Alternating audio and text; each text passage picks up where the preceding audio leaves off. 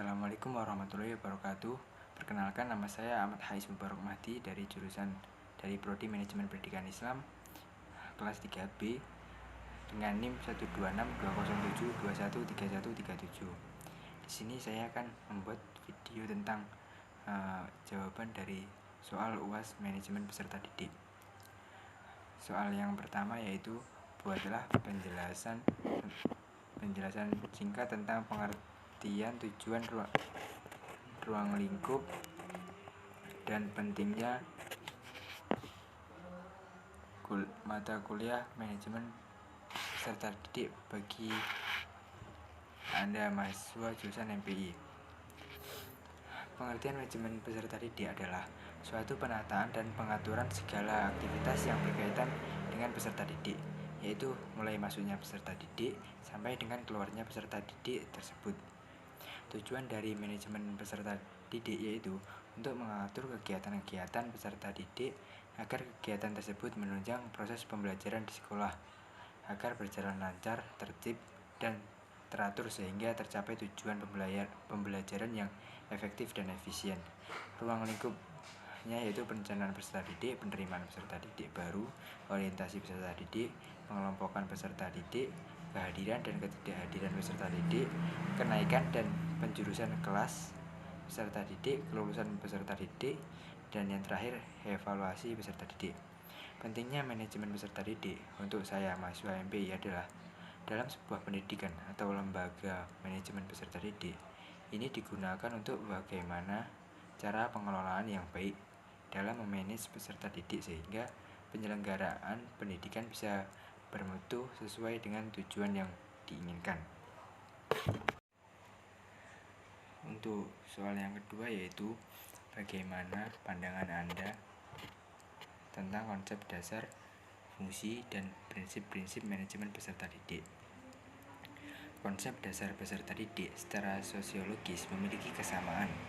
Adanya kesamaan yang dipunyai anak inilah yang menghadirkan hak-hak yang mereka punyai. Kesamaan hak-hak yang dimiliki oleh anak yang kemudian akan mendapatkan layanan pendidikan yang sama melalui sistem persekolahan atau schooling.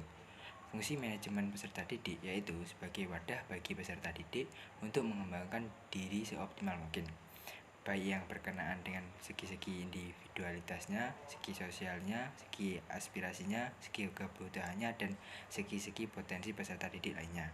Prinsip manajemen peserta didik ialah pedoman yang harus diikuti dalam melakukan pengelolaan peserta didik dan patokan kepengurusan secara hal yang berkaitan dengan peserta didik untuk mewujudkan tercapainya suatu pendidikan yang sukses.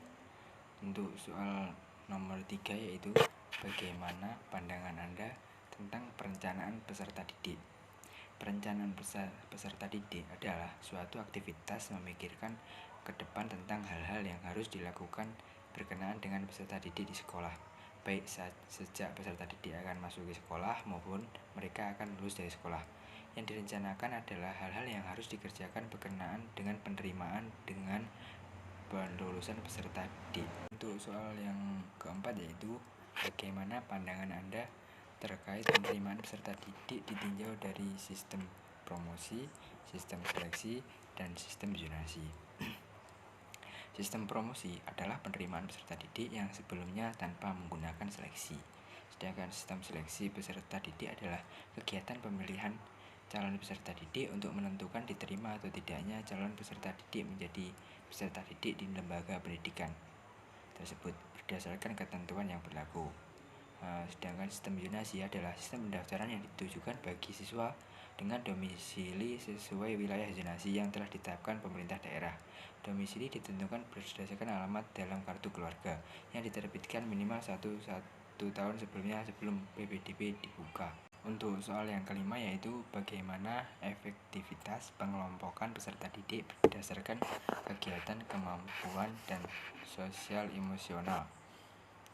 Berdasarkan kegiatan pada proses belajar, jenis pengelompokannya berdasarkan kebutuhan saja. Berdasarkan kemampuan, peserta didik memiliki persamaan kemampuan di bidang bahasa, tetapi lemah di matematika. Berdasarkan sosial emosional, tidak semua siswa memiliki kematangan emosi yang sama. sifatnya pun berbeda pula. Misalnya, untuk siswa yang pemalu dapat dikelompokkan dengan siswa yang agak berani agar termotivasi dalam mengekspresikan dirinya. Untuk soal yang keenam yaitu bagaimana kehadiran dan ketidakhadiran peserta didik ditinjau dari pendekatan kehadiran dan ketidakhadiran, catatan kehadiran, faktor kehadiran, jenis ketidakhadiran. Kehadiran peserta didik ialah keikutsertaan peserta didik secara fisik dan mental, serta keterlibatan mereka dalam kegiatan-kegiatan sekolah. Sedangkan ketidakhadiran peserta didik bisa dikata tidak terlibatnya peserta didik dalam kegiatan sekolah. Dalam upaya membantu siswa yang mengalami kesulitan dalam kehadirannya di sekolah, maka guru atau konselor seharusnya dapat memahami latar belakang dan faktor-faktor penyebab ketidakhadirannya. Untuk menemukan inti masalah yang sebenarnya, ada banyak sumber penyebab ketidakhadiran peserta didik di sekolah. Usaha-usaha yang dapat dilakukan untuk meningkatkan kehadiran peserta didik di sekolah adalah dengan melihat kasus per kasus. Peserta didik yang hadir di sekolah hendaknya dicatat oleh guru dalam buku presensi. Sementara peserta didik yang tidak hadir di sekolah dicatat dalam buku absensi. Itu soal yang nomor 7 yaitu buatlah penjelasan singkat terkait disiplin kelas dan teknik pembinaan. Disiplin kelas adalah keadaan tertib dalam satu kelas yang di dalamnya tergabung guru dan siswa taat kepada tata tertib yang telah ditetapkan. Pembinaan disiplin yang dapat diterapkan dalam pembinaan disiplin peserta didik di sekolah yaitu yang pertama, internal kontrol. Teknik pembinaan disiplin dengan mengupayakan peserta didik dapat mendisiplinkan diri sendiri. Yang kedua, dengan cara eksternal kontrol. Teknik pembinaan ini mengajak peserta didik haruslah dikendalikan dari luar peserta didik. Yang ketiga yaitu kooperatif kontrol. Teknik pembinaan disiplin di mana antara pendidik dan peserta didik terjalin saling bekerja sama dengan baik dalam menegakkan disiplin.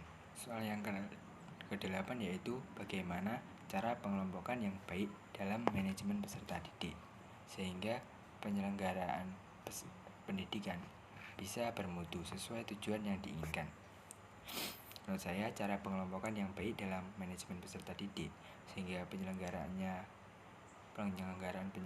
pengelolaan bisa bermutu sesuai dengan tujuan yang diinginkan yaitu dengan mengelompokkan peserta didik sesuai dengan bakat dan minatnya serta sesuai dengan karakteristik yang ada pada diri peserta didik. Di sisi lain juga ada pengelompokan dengan cara dicampur di mana peserta didik yang mudah untuk memahami dan sulit untuk memahami. Hal tersebut dilakukan agar satu sama lain bisa mempengaruhi dan menggerakkan serta membantu peserta didik yang sulit dalam hal memahami pelajaran.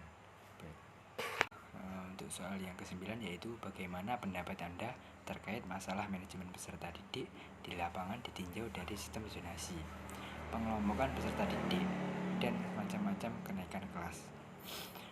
Menurut pendapat saya, terkait masalah manajemen peserta didik di lapangan ditinjau dari sistem zonasi, yaitu manajemen peserta didik harus mampu mengendalikan masalah dalam proses sistem zonasi. Karena di mana masih ada wali murid yang masih kurang mengerti tentang sistem zonasi.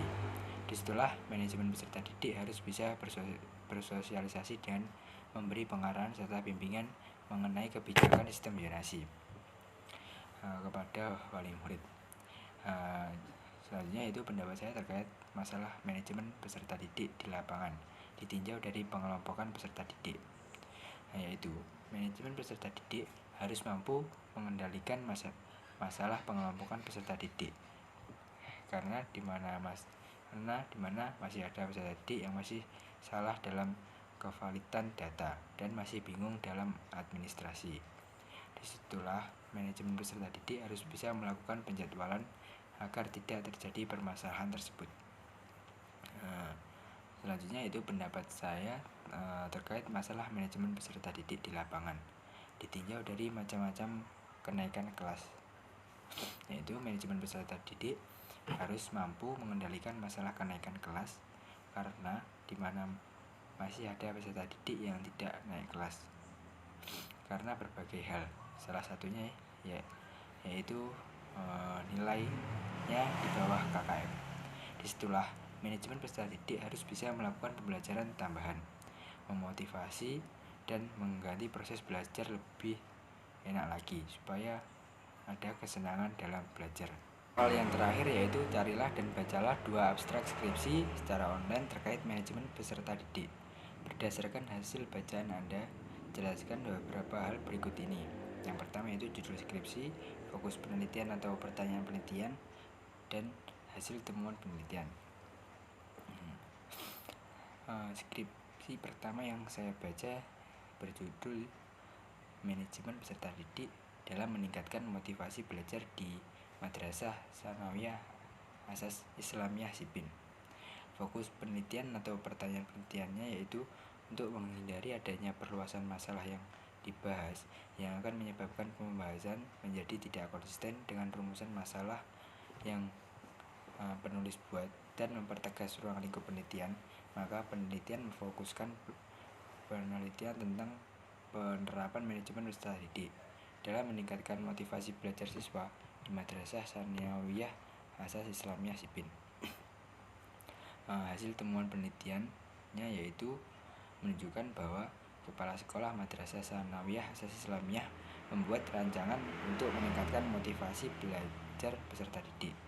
Rencana yang dilakukan kepala sekolah dengan melaksanakan program litesi sekolah yang dilakukan setiap pagi sebelum kegiatan belajar mengajar sebagai upaya penunjang dalam meningkatnya motivasi peserta didik. Skripsi kedua yang saya baca berjudul Implementasi Manajemen Peserta Didik di MTS Muhammadiyah Sukorame Bandar Lampung. Pertanyaan penelitiannya yaitu pelaksanaan manajemen peserta didik di Madrasah Sanawiyah Muhammadiyah Sukorame Bandar Lampung. Untuk hasil penelitiannya ini menunjukkan bahwa implementasi manajemen peserta didik di MTS Muhammadiyah Sukorame Bandar Lampung sudah terlaksana dengan baik.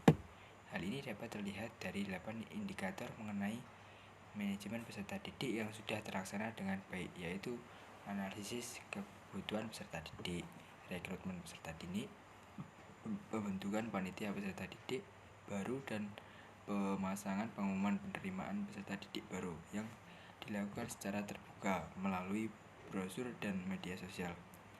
Seleksi peserta didik tertulis dan baca Al-Quran, orientasi peserta didik baru, pengelompokan peserta didik baru, pembinaan dan pengembangan peserta didik, kegiatan intrakurikuler dan kegiatan ekstrakurikuler, pencatatan dan pelaporan, serta kelulusan dan alumni.